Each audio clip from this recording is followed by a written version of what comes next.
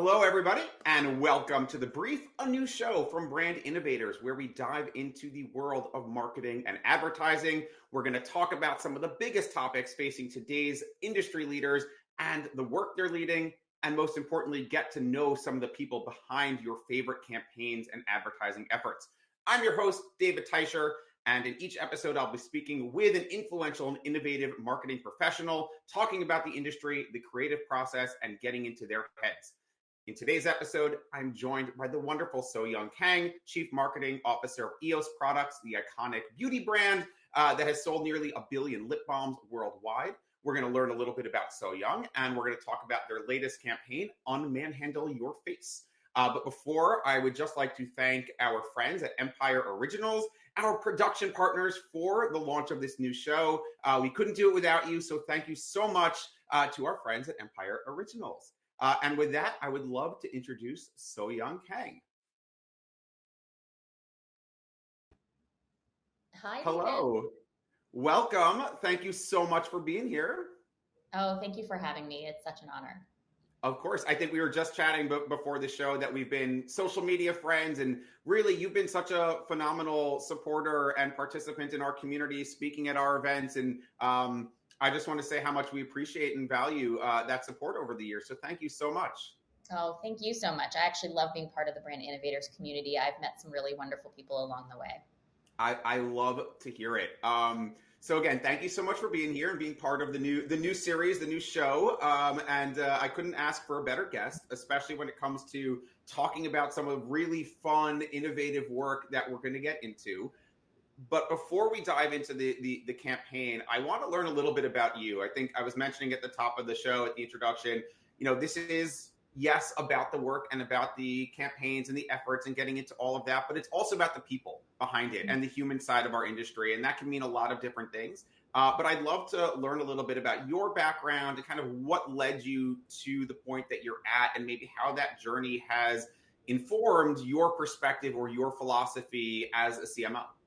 Yep, that's great. I love that you're starting that way because I don't have a conventional background as a CMO actually.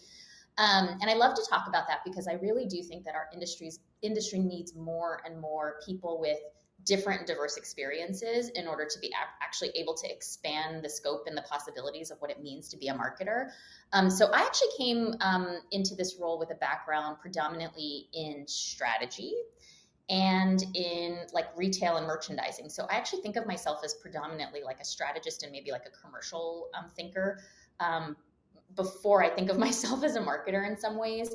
And I do think that it's really informed how I approach the marketing in that, I know you and I have talked before about how does creativity and marketing and how does the marketing itself drive the business. And for me, that's like all integrated. I'm always thinking about how what I'm working on today is going to impact the growth of my total business.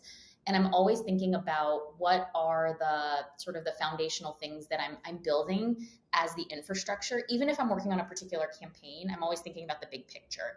So I do approach marketing a little bit differently than maybe the sort of like conventional or typical CMO profile. But I actually think that that's been a good thing, for me, for our brand, hopefully for the industry. Yeah, I love it. And I think a lot about how the role of the CMO itself is evolving a lot, and the scope is broadening in many ways. And when CMOs that I talk to think about building their team as well, it's not the traditional, there's a lot of value in that traditional linear career journey, but there's also a lot of, to your point, value in people with diverse skill sets and diverse backgrounds to bring new perspectives and creativity. Right. So I think you need a little bit of that infusion of diverse backgrounds and diverse thinking if you're going to, if that is your mission, is to, be creative and be original and be bold and risk taking, Yeah. right? You need lots of different perspectives. So I love it. And hopefully we'll see more marketers like yourself with maybe non-traditional journeys, right? Taking on these leadership roles. Yeah, and I 100% agree with that. And I think that the interesting thing that I found over the course of my career, like no matter what industry you're in, sometimes it's actually good to have at least a few people in the room with a fresh perspective, somebody who hasn't done it before. because they're untethered by failure and convention. And in particular in our industry where like, you got to take some risks sometimes and you got to kind of like boldly step off a cliff and not know if you're going to have a soft landing or not.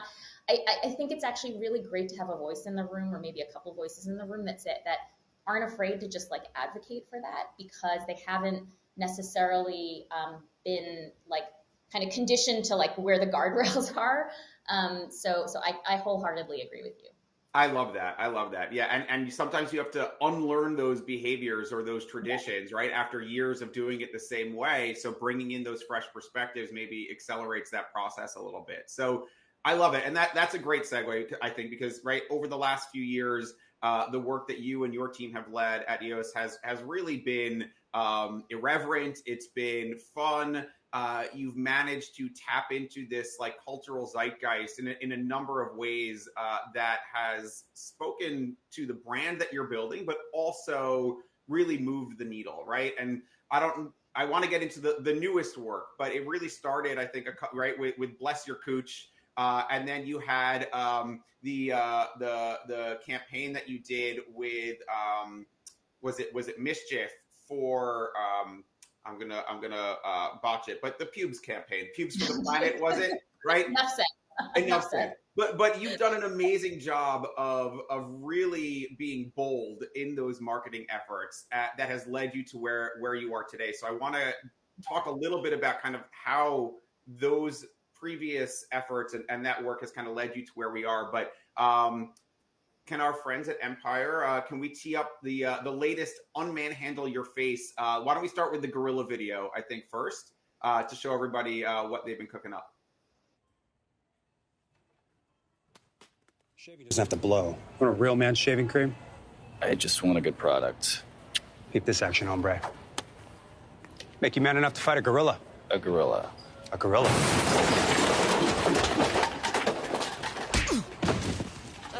That guy is such a tool. This is EOS's new moisturizing shave cream. It gives you 24-hour hydration. My dad's an attorney. I love it. I love it. And I think we have one more as part of the campaign. If we can show the other clip, please.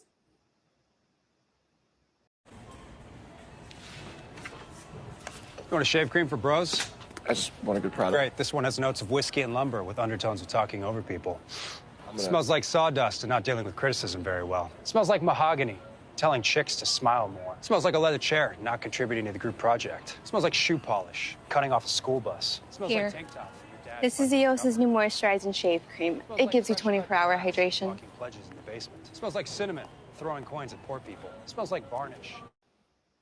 So I love it. And it's clear you went directly for the throat of toxic masculinity and kind of bro culture in launching your first product for men. So can you talk a little bit about kind of how you got to this point and where this campaign came from?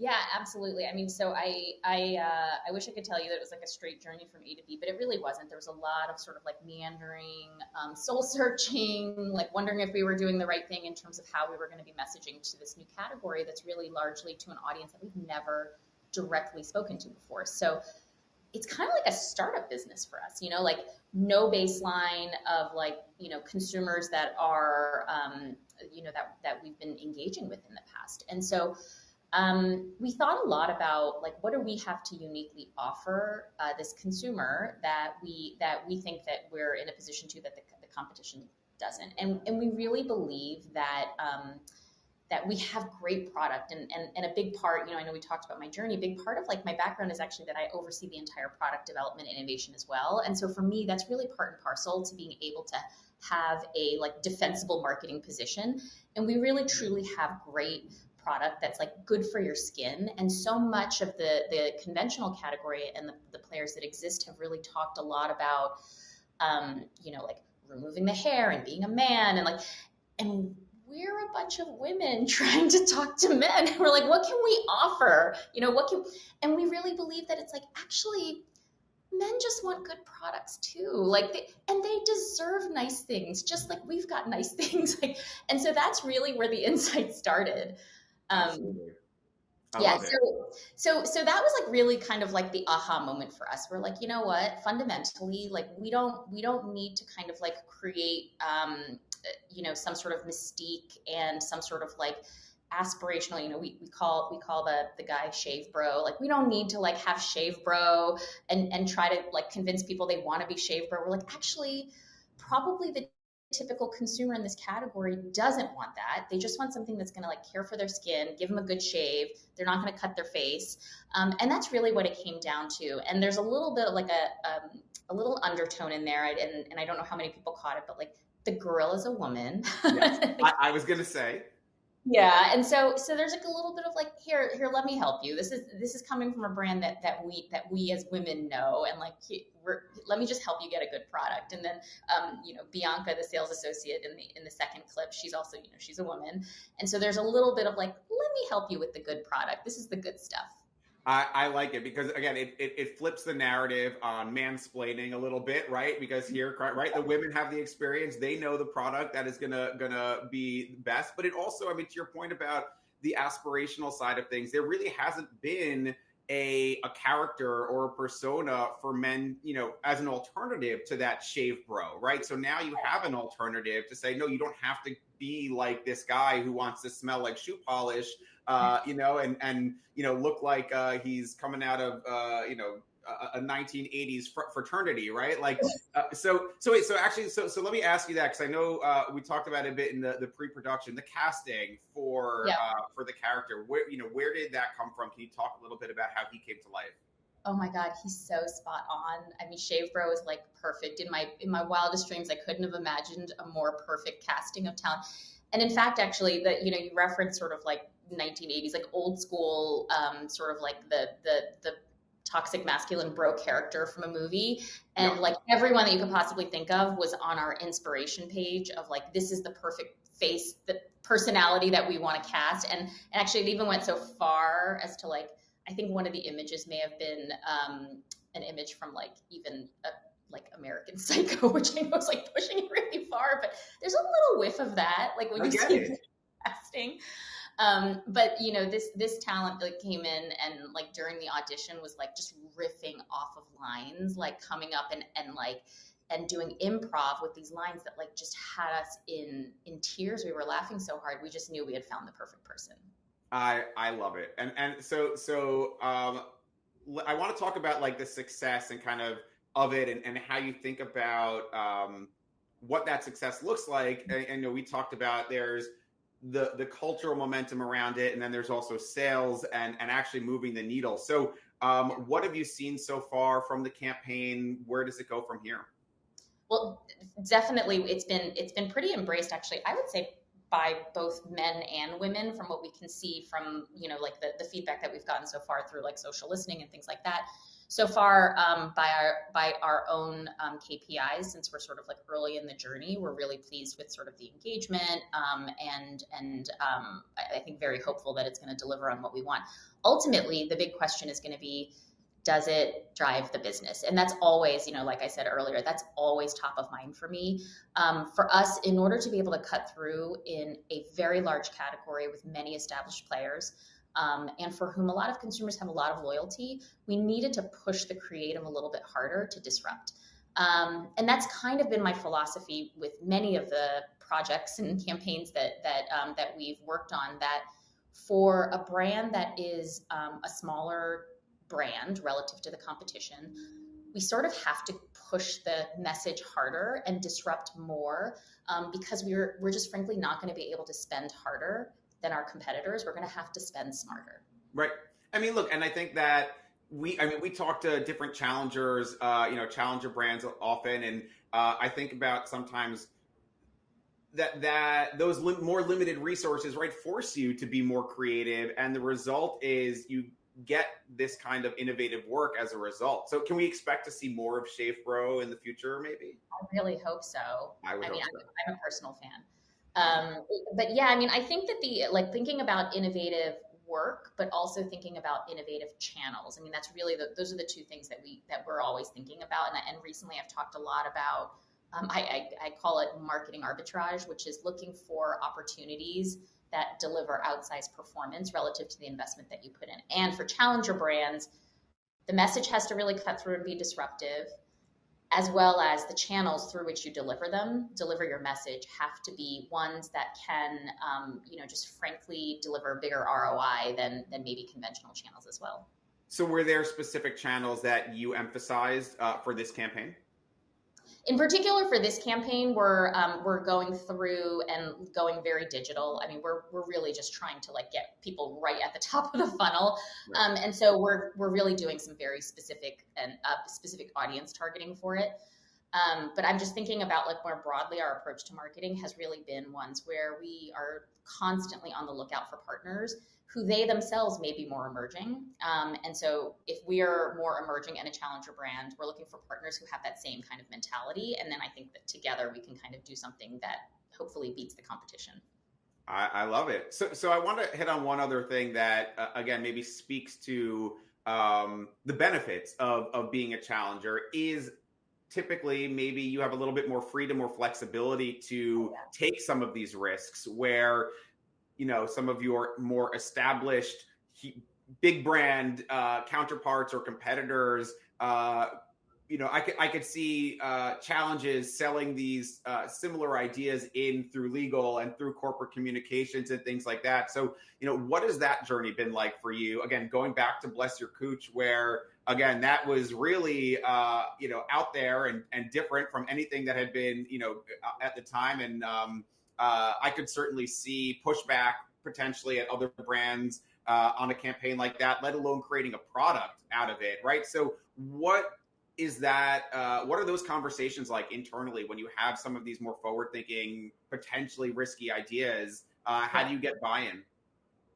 So it's a really great question. It's probably the one that I get asked the most about the work that we're doing. I definitely think that being a challenger brand, because there is more of a mentality internally, not just within marketing, but more broadly of having an entrepreneurial approach to everything, there is more embracing of risk more broadly across different functions within our company, including my CEO. And so we've been able to push things through that are not only maybe more edgy, but also at a faster rate without as much sort of like, running things up the flagpole and back down. And so we've been able to move with speed as well. But I do think that, for us, it's been really critical to our growth strategy because, like I said, we just can't outspend. If we're being outspent 3-1, 5-1 by some of our competitors. So we have to figure out how hard we can push some of these messages. We do put up guardrails around how we think about what edge means to us. And for me, what that means, and for our whole team and our agency partners, it's been about getting down to that nugget of real truth. So if I think about like, Bless Your fucking Cooch as an example, the truth there isn't, haha, we said Cooch and haha, we dropped a bunch of F-bombs.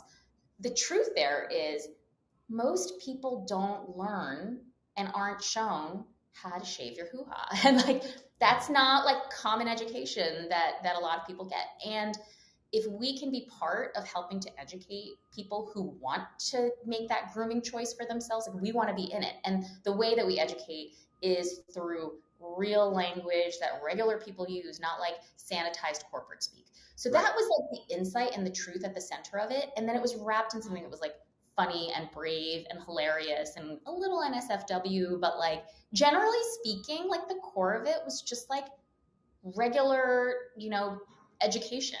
And I think if we approach our work that way, I do also always feel like there's risk, but it's risk on the right side of how brands can be helpful for consumers. Yeah, and it seems like it's not being edgy for being edgy's sake, right? It's in service of something bigger, right? If you think of like stand-up comedians that try to push the envelope and use these things as a crutch versus having real truth at the core, and that's what makes them funny, right? So no, I love that approach. So the last well, we'll get into the end of it here, but one thing that I think we talked about a little bit, especially again looking back at your TikTok work, and is this idea of influencers versus celebrities. And again, thinking about maybe smaller budgets as a challenger brand, what does that look like to you in terms of who you partner with and how you bring in different talent and personalities to help amplify your messaging? Yeah, I think that we're, we really believe quite a lot in the power of influence broadly. And we think that like today's creator economy is incredibly powerful for being able to like reach audiences authentically in a way, especially with more and more audiences being so jaded. I mean, they're getting, ads and marketing messages like all the time. And so having a really strong and robust creator marketing strategy is like fundamental. Now, it also happens to be that in the heritage of our brand, if you go back to like the early days, before it even became a thing, we were one of the original pioneers of influencer marketing. We just happened to use celebrities, work with celebrities at the time. The entire economy has changed since then. That's like 10 plus years ago when we first worked with Kim Kardashian, Britney Spears, and Miley Cyrus and people like that. And really today's creators, if we actually tried to go back to celebrities, the authenticity that I just referenced, that audiences today in 2023 are looking for, that actually wouldn't exist. There's a lot of sort of like, oh, we know they're getting a big paycheck and we know that they're doing it for the money. But when we work with creators, big or small, who have authentic connections with their community, we actually are able to cut through and be able to deliver our message first and foremost. Now, on top of that, we want to make our budget go as far as it can. And so the creator economy allows us to do that by tapping into small pockets to large pockets to be able to deliver that messaging. I love it. All right, last question, because I know we're just about out of time, but we touched on this a little bit. I think one thing that you've done a pretty fantastic job of, and it is really balancing this line of like the creative and the innovation and the brand building while also keeping the bottom line top of mind, right? And thinking about, right, moving the needle and driving sales. And it's been a big topic in our industry over the last couple months, few years, as the pendulum really swings back and forth between performance-based approaches to more long-term brand building approaches. And it's gotten pretty heated at some points, talking to different leaders in the industry in terms of how to find that balance. And do you want to sacrifice long-term brand building for the short-term performance that keeps your CFO happy, right? So do you have any advice to just the broader marketing industry and your peers and counterparts out there in terms of how to find that balance and what your approach is? I wish I had sort of like a really neatly drawn like framework or case study. Like I think that, as I mentioned like earlier, I think my approach in general is probably always thinking ahead to impact to business, impact to bottom line, just because of the nature of sort of what my background is. I often actually like to consider that marketers we're like portfolio managers. Like that's actually what we are. We are always thinking about where you take higher risk, higher reward versus where you have like, where you're invested in your blue chips. And I think that like when you really take that approach, you can kind of like reconcile the fact that there should always be a part of what you're doing that's pushing the boundaries, because the boundaries are always changing. Guess what? Your audience's boundaries are always changing. Your competitors' boundaries are always changing. If you are not always trying to learn something new, you will 100% get left behind. And so if some portion of your portfolio embraces a little risk, embraces the fact that it can return at a higher yield, you have to be smart and keep like a chunk of it in things that feel more safe to you, whatever that means, like has historical basis, has historical performance.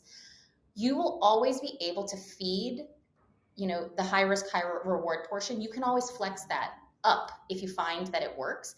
And if it doesn't work, it was a small part of your portfolio anyway. So it's okay. You can move on from there. And I think if you kind of take that approach and looking at it holistically, I think that you'll always find that you're always learning, as marketers should do, and that you're always feeding your marketing with something new that could potentially be the next big thing tomorrow. I love that. I love that analogy, and just thinking about marketers as portfolio managers. I think that is, you said you apologized. You didn't have a neat framework, but then you came up with one on the spot. So I absolutely love it. So thank you so much for being here. I know we've tweeted and we've messaged on LinkedIn and we've emailed and we've talked on the phone, and I'm so excited to see you in person at an event or something soon. Me too. But thank you so much for being here and being part of the show.